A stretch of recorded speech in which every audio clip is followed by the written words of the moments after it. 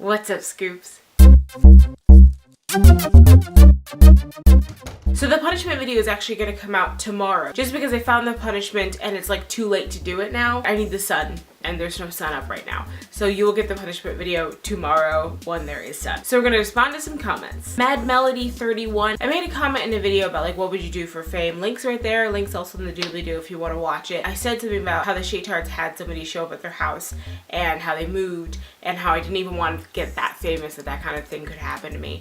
And she wanted to know more about it. The thing is, that's kind of all we know. Shaytards in one video were in one house, and then the following video they were in another house, and like 3 days later they actually told us, yeah, someone showed up at our house. Apparently there was some fan who, through watching their videos or through some other super fans or some way, found out where they lived and showed up at their front door asking to meet their kids. They called the police and that person went bye-bye. They didn't really tell us a lot more about it. They were kind of just like, yeah, so that happened and we live here now. They didn't really want to drag it out and make it a big deal, but it did happen and they did have to move, and that's why. ND Spencer 07 has asked me, like, for my punishment to cut all my hair off into something crazy / awesome. I would love to do that. In fact, my normal comfort hair length is around something like this. I was thinking about going shorter very recently, but in moving home so I could cut costs and not have to pay rent and everything, has placed me in the same house with my mother, and she absolutely hates it when I cut my hair. Normally I'd be like, oh, okay, mom, totally. But she got all her hair chopped off by her mom when she went to boarding school when she was like 11, and her hair stayed that length for all of these years. So I think I'm gonna give her just this time, and I'll grow it out to, I think, here. I will get the length that she wants so she can live vicariously through my hair follicles, at which point I will probably chop it all off into something incredibly short and probably give it to like Locks of Love or something. I also got a question from Raw Glam, who's asked me what kind of camera I use. I use a Canon, I'm literally reading it.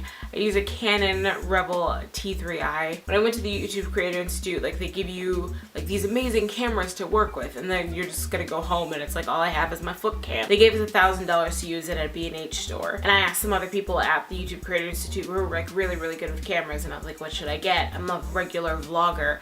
And they were like, as a vlogger, you should probably get the T3i because it has a little flip out monitor thing, so I make sure I'm in the shot and it doesn't look totally weird and there's not like some random thing behind me that's running up to kill me. That's helpful. It was so absolutely amazing of Google to even have the YouTube school and then to set us up in the way that they did. They're the reason I'm a partner. They're the reason I have this camera. They're the reason that I have probably as many subscribers as I do. Now I'm at the point where I'm moving forward on my own, and I'm taking the tools they gave me and I'm running forward with it. So thank you so much to Google. They're the reason why you're seeing me today, probably, maybe. Probably. I covered Gein, the inspiration behind characters like Psycho and Leatherface from the Texas Chainsaw Massacre. If you want to see that video, links right up there, links also in the doobly-doo. And Michelle Ziering would like to know if there are any books on this case. I actually found a bunch of books on this case. If you check those books out, I'll leave 2 links in the description. One is for an actual book. The other is for an author who's written like a whole series of books about serial killers. So if you just want to check him out in his entirety, I'll just leave a link for like a list of his books. In the list is a book called Deviant. The Deviant book is about Gein. And then in the video from Friday when I was talking about the sex offender registry, I mentioned that if you search breastfeeding videos on YouTube, you can look at actual boobs, because technically speaking, that's not pornography, it's science. And I saw this lovely comment from NDB558.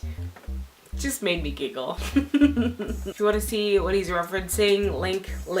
And then there's another comment from that same sex offender registry video from Official SO Issues. And they say that, you know, why isn't there a list for murderers and gang members and drug dealers and DUI offenders? The sex offender registry alone really doesn't do anything. I think it does help because, I mean, in the case of Megan Kanka, the reason why the sex offender registry even started in most places, she was just walking from her house to a friend's house and the guy across the street lured her into the house and killed her. Had her mom known that somebody like that lived across the street, she never would have let her go outside alone or let her walk, you know, anywhere in that area by herself at all. None of the parents would. It doesn't necessarily stop anyone from reoffending. It just makes sure that everyone around you knows that there is a danger. There are things out there that help people from reoffending, but the sex offender registry isn't one of them. That's about helping the community to make sure that they stay safe. As to the rest of your comment, almost 95% of people who are murdered by someone who they know. And everybody who's in danger with them probably knows where they live. Gang members and drug dealers are usually only a danger to other gang members and drug dealers. The people who get hurt by them are usually people who got mixed up in their little world. And everybody in that world knows where everyone else lives. And I'm not entirely sure that knowing where someone who was a DUI offender lived would necessarily help. It's good to know where they're driving right now, but I don't think knowing where they lived is that big of a danger. I think a sex offender registry helps, and the other kind of registry, I don't think it would really be necessary. Also, you're getting this video a little bit later just because I found this absolutely amazing series, because I used to watch Roswell when I was like 16 or whatever. My absolute favorite actress from it is Sherry Appleby, and she's an absolutely amazing actress. And she is now on YouTube. There's a web series that she's on, and she's absolutely adorable in it. And I think you guys should check it out. So I'm gonna put a link right there and a link in the doobly-doo. It's totally cute, but I'm like obsessed with it. And there's not another episode coming out for like 3 more days, and it's like making me like sad inside. Like seriously, it's really good. Oh, and to all the people who think that my brother is really cute, I'll be sure to pass that along.